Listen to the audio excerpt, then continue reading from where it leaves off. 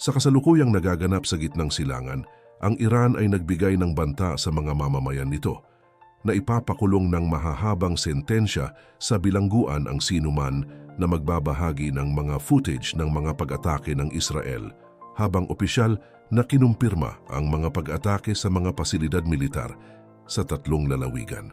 Tila ba natataranta na ang Iran at wala na ito sa tamang katinuan kaya maging ang kanilang mga mamamayan ay pinagbabantaan na. Ang banta na ito ay may malaking epekto sa Iran kung saan ang mga autoridad ay nagtuturing sa mga Western media outlet bilang mga kaaway. Ang pinakamabigat na parusa para sa pagsasagawa ng digmaan laban sa Diyos ay maaaring magdala ng parusang kamatayan. Sa kabila nito, kinilala ng pambansang punong himpilan ng depensa ng Iran na ang mga pag-atake mula sa Israel ay tumama sa mga sentro ng militar sa 3 lalawigan: ang kabisera na Tehran, Timog Khuzestan at Kanlurang Ilam, habang ipinagmamalaki nilang matagumpay nilang naharang at nakasagupa ang agresibong aksyon.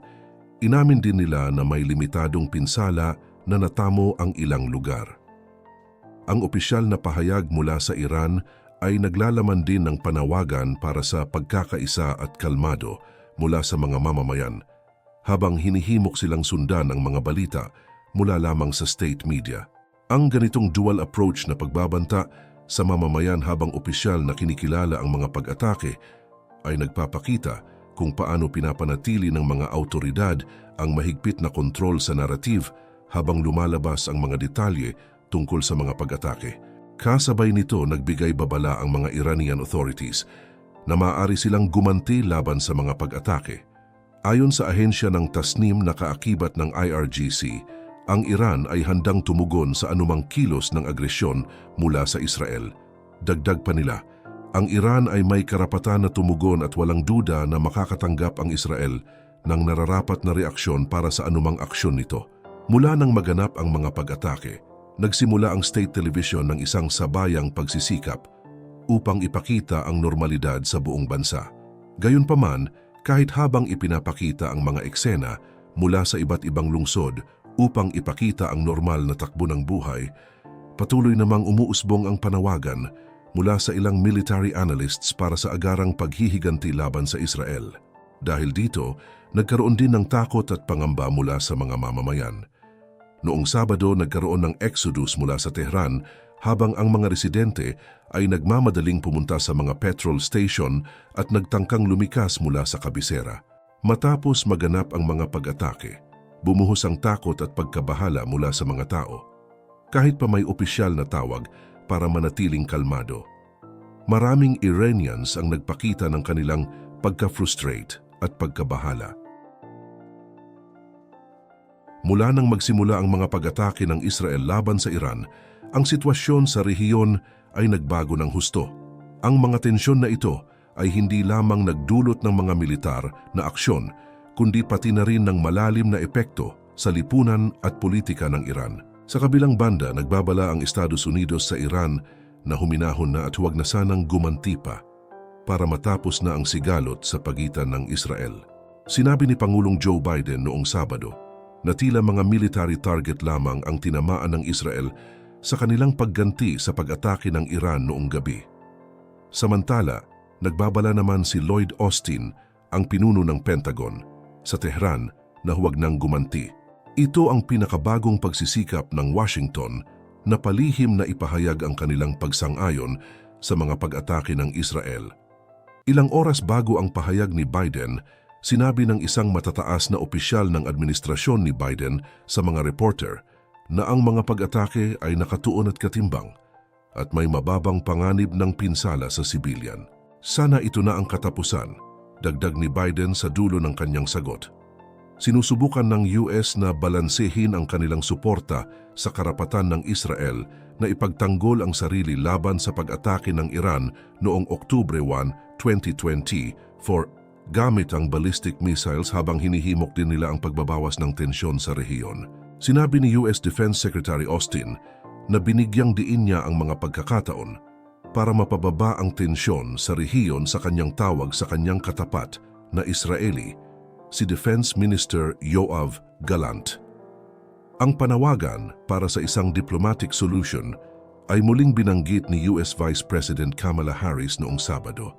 Sa halos 4 na linggo simula ng pag-atake ng Iran, sinubukan ng US na gamitin ang kanilang impluensya sa Israel upang ayusin ang isang pagtugon na sa tingin ng Washington ay maiiwasan ang isang ganap na digmaan sa pagitan ng Israel at Iran.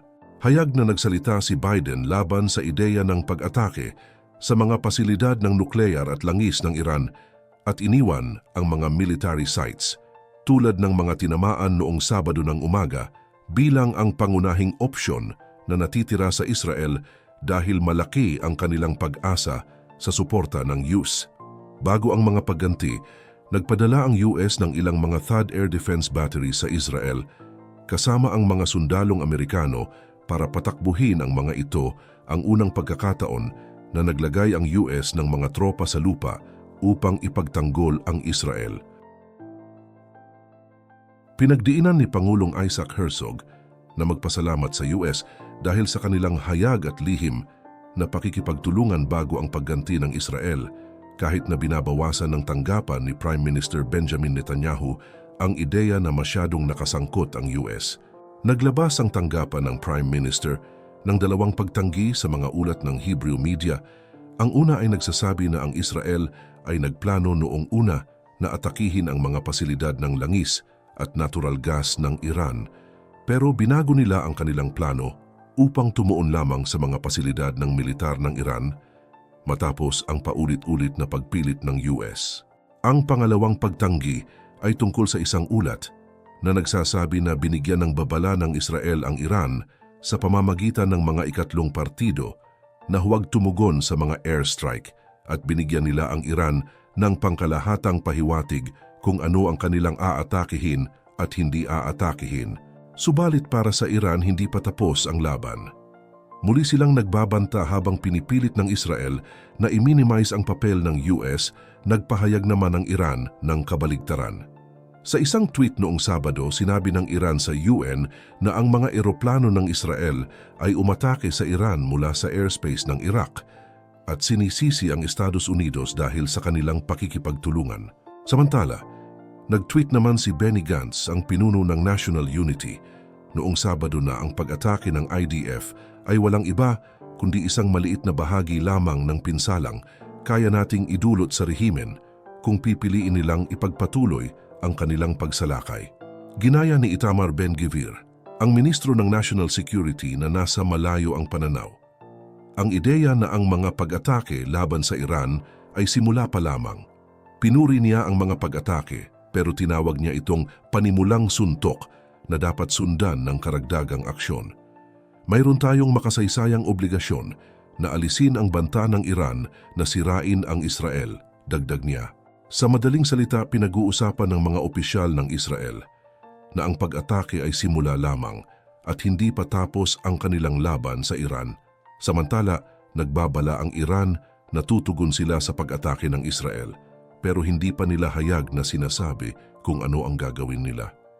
Nanatili ang tensyon at banta ng karagdagang karahasan sa rehiyon. Idinagdag pa ng Iran at sinabi ng kanilang militar noong Sabado na mga radar system lamang ang nasira sa mga pag-atake ng Israel sa Tehran at iba pang probinsya at binigyang diin ang pangangailangan para sa tigil putukan sa Gaza at Lebanon.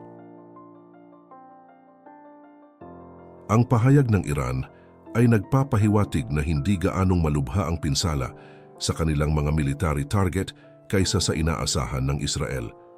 Sinusubukan ng Iran na ipakita na may kakayahan silang ipagtanggol ang kanilang sarili at hinihimok nila ang mga tagapamagitan na magtrabaho para sa isang tigil putukan sa Gaza at Lebanon.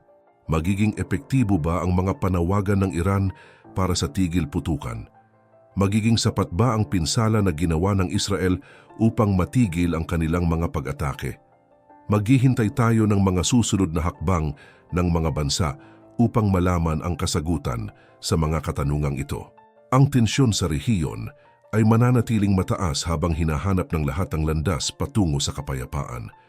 Ang mga panawagan para sa tigil putukan ay maaaring magbigay ng pagkakataon para sa dialogo at pagresolba ng mga isyu sa pamamagitan ng diplomatikong paraan.